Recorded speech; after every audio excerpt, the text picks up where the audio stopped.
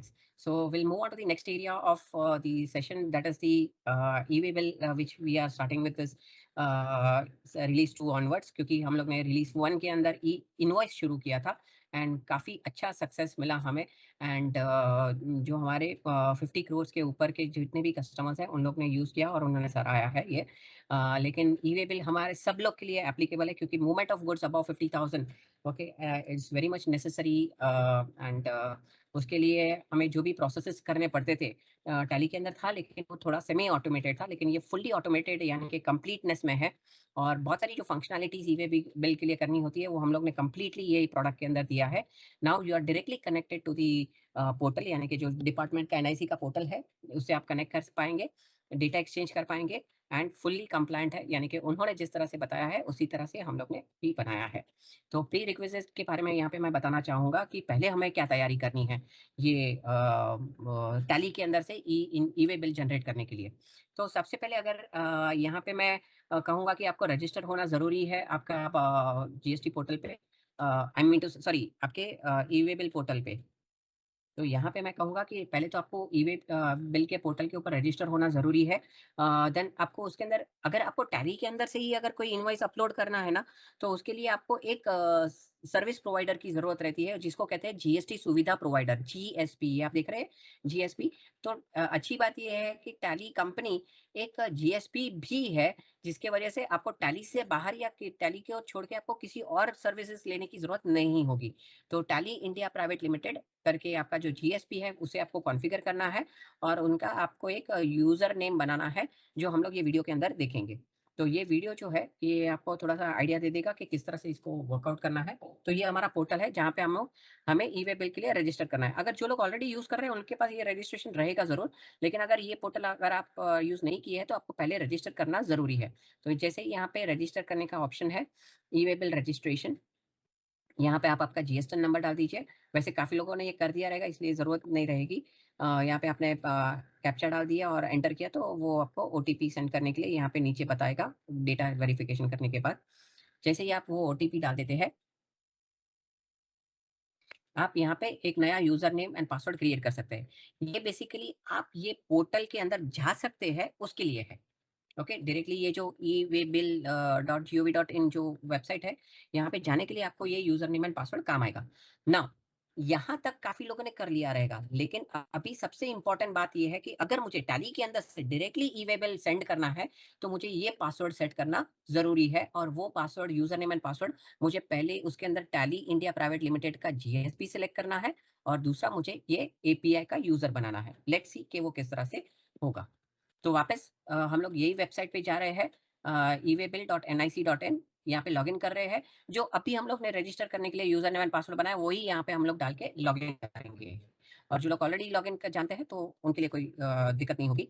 Home page पे गए, register left hand side आपको दिख रहा है, यहाँ पे हमने क्लिक किया तो यहाँ पे फॉर जीएसपी के अंदर हम लोग यहाँ पे क्लिक करेंगे और यहाँ पे हम लोग ये डिटेल्स जैसे ही वो सेंड ओटीपी करेंगे तो यहाँ पे हमें वो ऑप्शन आ जाएगा। यहाँ पे हम लोग को एक क्रिएट करना है ऐड न्यू। ओके, और यहाँ पे हम लोग जीएसपी सिलेक्ट करेंगे, tally India private limited. Tally India private limited select करेंगे और यहाँ पे ये देखिएगा, ये हमें यहाँ पे बहुत ही सावधानी से ये यूजर नेम एंड पासवर्ड याद रखना है। ये पहले वाला जो ग्रे में आपको दिख रहा है ये पहले से सेट किया रहेगा, आपको सिर्फ यहाँ पे 3 नंबर्स एडिशनली डालने हैं। तो ये आपका एक यूनिक यूजर नेम बन जाएगा जो आपको टैली के अंदर, टैली सॉफ्टवेयर के अंदर, टैली प्राइम के अंदर डालना है। और फिर बाद में इसका जो पासवर्ड सेट करना है वो 12 से 15 डिजिट का कैरेक्टर्स का रहता है, वो आपको डेफिनेटली सेट कर देना है। तो जैसे ही ये आप सेट कर देते हैं, ओके, आपका ये यूज़र नेम एंड पासवर्ड ये आप भूलिएगा नहीं। एनीवेज़ अगर आप भूल जाते हैं तो रीसेट कर सकते हैं, वो दिक्कत नहीं है। तो ये आपका एपीआई का यूज़र नेम एंड पासवर्ड बन गया यहाँ पे। नाउ इससे आगे अभी हम लोग बढ़ते हैं कि प्रोडक्ट के अंदर हम लोग ये किस तरह से इसे मैनेज करेंगे। तो मुझे मालूम है मैं इसका कोई आगे वीडियो नहीं दिखा रहा हूँ, मैं आपको डायरेक्टली प्रोडक्ट के अंदर किस तरह से होगा वो मैं आपको यहाँ पे बता देता हूँ।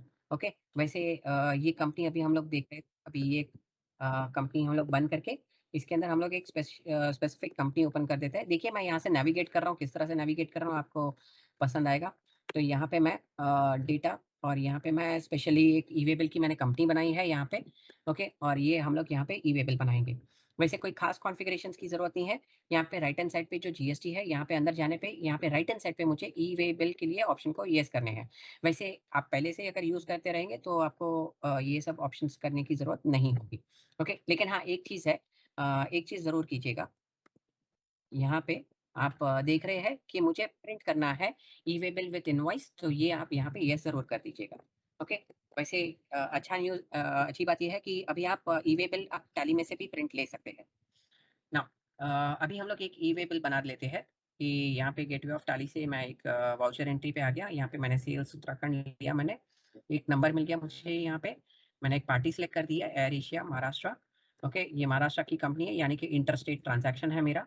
यहाँ पे मैंने प्रोडक्ट्स ले लिए अ, हन 120 क्वांटिटी और यहाँ पे मैं आगे इसे आईजीएसटी ले रहा हूँ यहाँ पे और उसने कैलकुलेट कर लिया।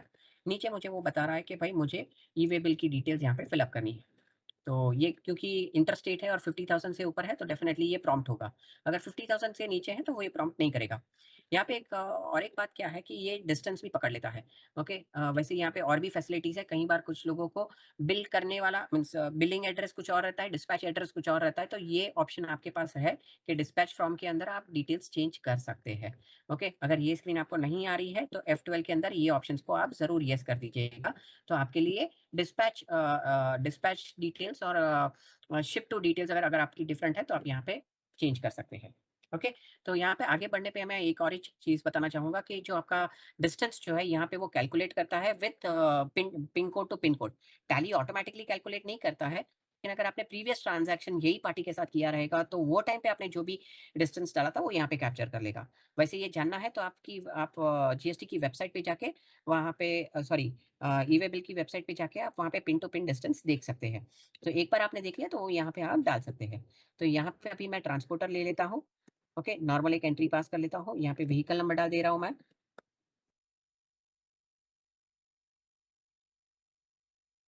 ध्यान से लिखिएगा क्योंकि अगर फॉर्मेट सही नहीं रहेगा तो वो एरर दे देगा। ओके, यहाँ पे लेट्स से कि मैं 18th जुलाई डाल देता हूँ और यहाँ पे व्हीकल रेगुलर एंटर और जैसे ही सेव करता हूँ मैं, ओके, वो मुझे पूछ रहा है कि do you want to send voucher for e-way bill? यहाँ पे एंटर किया मैंने और वो मुझे यूज़र नेम एंड पासवर्ड पूछेगा और वो मुझे ये सेंड करने के लिए ऑप्शन दे देगा। ओके, ये जो मैंने यूज़र नेम एंड पासवर्ड हम लोग यहाँ पे डाल रहे हैं, वो 6 आवर्स तक रहेगा एंड आपको 6 आवर्स के बाद वापस यूज़र नेम एंड पासवर्ड डालना होगा क्योंकि बिकॉज़ ऑफ सिक्योरिटी रीज़न्स ये इस तरह से फॉर्मेट बनाया गया। ये देखिए यहाँ पे ई-वे बिल जनरेट हो गया है एंड यहाँ पे the details are been updated in your transaction. वैसे अगर मैं ट्रांज़ैक्शन के अंदर देखने जाऊँ तो alt P for printing, current, preview और ये देखिए यहाँ पे मुझे इनवॉइस के अंदर इनवॉइस नंबर के बाजू में ई-वे बिल नंबर भी आ गया है and this I can take a print out. वैसे इंटरेस्टिंग की बात ये है कि ये वन ऑफ टू पेजेस आ रहा है यानी कि दूसरे पेज में ये हमारा ई-वे बिल भी आप टैली के अंदर से प्रिंट ज़रूर ले सकते हैं। So this is one of the very needed area कि ऑफलाइन में ये ऑप्शन नहीं अवेलेबल था लेकिन ये अभी ऑनलाइन के अंदर ये हम लोग डायरेक्टली टैली के अंदर से ही ई-वे बिल जनरेट कर सकते हैं। Okay, so it will take care of all the options and आप यहाँ पे अच्छी तरह से ये वर्कआउट कर सकते हैं। ये हो गया हमारा एक इनवॉइस जो हम लोग ने बनाया और तुरंत हमें कुछ और चीज़ जितने टाइम में तो ये इन्फॉर्मेशन कैप्चर करके वापस लेके आया उतना टाइम में कभी-कभार हमारा प्रिंट आउट भी नहीं निकलता है।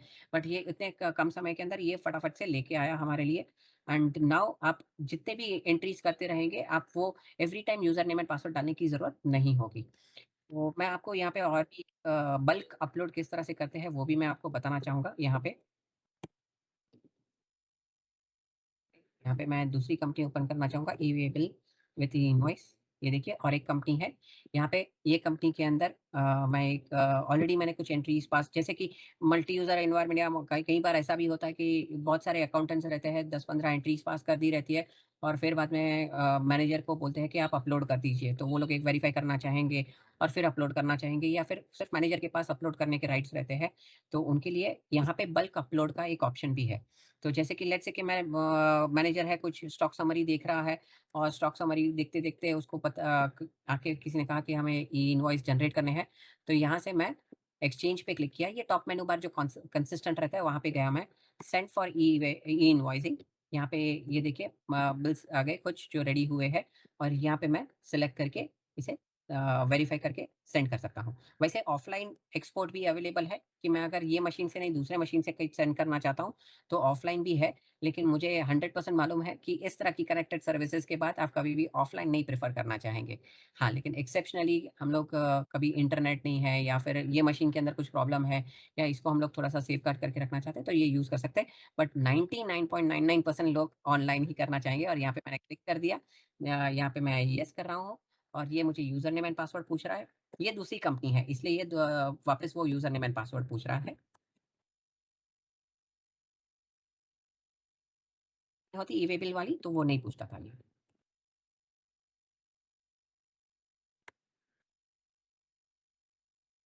ये देखिए, अब ये कह रहा है कि ई invoice generated successfully and e-way bill भी दोनों बन गए। तो ये इनवॉइस के अंदर दोनों एप्लीकेबल थे और अगर मुझे जाके उनके प्रिंट आउट्स भी देखने हैं, तो यहाँ पे मैं जाके ये देख सकता हूँ।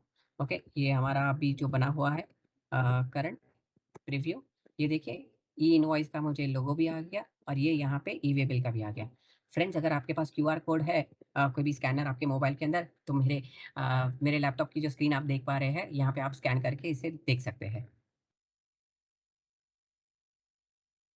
आई होप लोगों को ये पसंद आ रहा है कि कनेक्टेड सर्विसेज के अंदर जो टैली ने कदम रखा है, ई इनवॉइस और ई वे बिल के अंदर, ओके, लोगों ने काफ़ी लोगों का टाइम सेव होगा, डुप्लीकेशन ऑफ वर्क कम हो जाएगा या मैनुअल जो प्रोसेस करना था, ये रिड्यूस हो जाता है। फ्रेंड्स, मैं आपको सिर्फ इन्फॉर्मेशन के लिए बता रहा हूँ कि लास्ट एक सर्वे के अंदर पता चला था कि more than 60% of the e way bill which are generated are done manually, यानी कि वो लोग पोर्टल पे जाके पंच करते हैं या फिर ये एक बहुत ही कम्बरसम एरिया है और उसके अंदर गलती होने के भी चांसेस है। लोग काफ़ी ध्यान से करेंगे तो 100% ये समझ में आता है, लेकिन होने के चांसेस है जिसको हम लोग काफ़ी हद तक रिड्यूस कर सकते हैं और फास्ट कर सकते हैं।